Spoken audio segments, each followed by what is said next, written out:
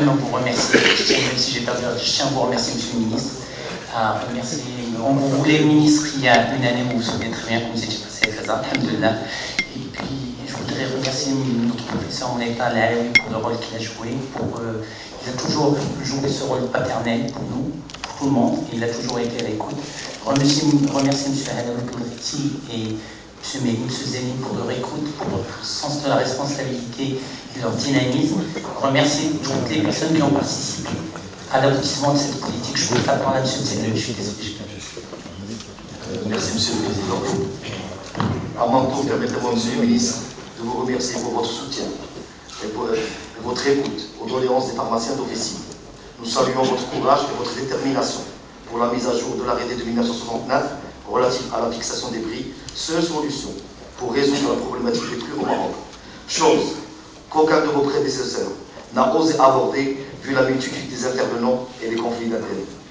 Permettez-moi, Monsieur le Ministre, au nom de tous mes confrères, de rendre un grand hommage au professeur Mouneta Alaoui, auprès de qui nous avons trouvé écoute, soutien et réconfort. De même, nous ne pouvons qu'être fiers d'avoir dans notre pays des responsables comme le docteur Alaoui Bourriti, personne modeste avec un esprit de consensus sans lequel on ne pouvait arriver à cet accord, chose qui était très, très difficile. Sans oublier le rôle incontournable du docteur Zélim, qui bénéficie de notre confiance et notre respect, chose qui a énormément facilité le travail de la Commission. Je tiens aussi à remercier le Dr Mélim pour tout le volet réglementaire, les mesures d'accompagnement à savoir toutes les circulaires et surtout la circulaire concernant le vétérinaire qui est en instance. Je profite de la présence de nos amis et confrères industriels et répartiteurs pour les remercier au nom de tous les pharmaciens du Maroc pour leur soutien et leur souci permanent quant à la survie du pharmacien d'officine, maillon faible de la chaîne.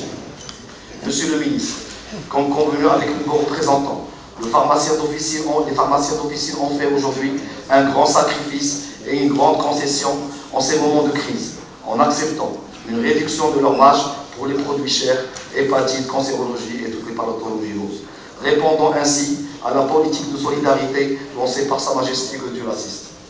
Comme convenu, Monsieur le ministre, la baisse se fera en deux temps. Une première baisse immédiate des produits chers, hépatite, cancérologie, qui constitue un fardeau pour le citoyen marocain.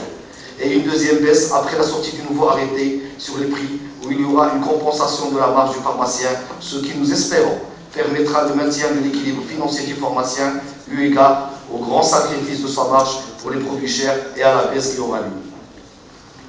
Ceci, avec votre promesse que vous avez tenue, du retour du monopole et du respect du circuit de distribution, et chose pour laquelle vous nous avez donné un signal fort à travers les circulaires que vous avez signées, soyez-en remerciés. Nous profitons de la présence de nos amis industriels et répartiteurs pour leur demander, confraternellement, de respecter les circulaires, nous les remercions d'avance. Monsieur le ministre, afin de donner un appui à vos circulaires, nous vous serions gré d'élargir le rôle de l'inspection et de ses prérogatives, chose que nous avons débattue avec vos représentants. Pour conclure, Monsieur le ministre, en voyant toute cette présence ici présente, ça ressemble à une cérémonie de mariage où le prêtre se lève à la fin et demande à la présence. Est-ce que si quelqu'un s'oppose à ce mariage, s'il a une opposition qui le dise maintenant ou c'est les agents?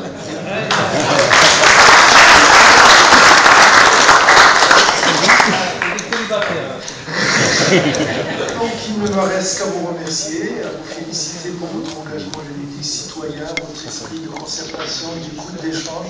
En tout cas, soyez rassurés.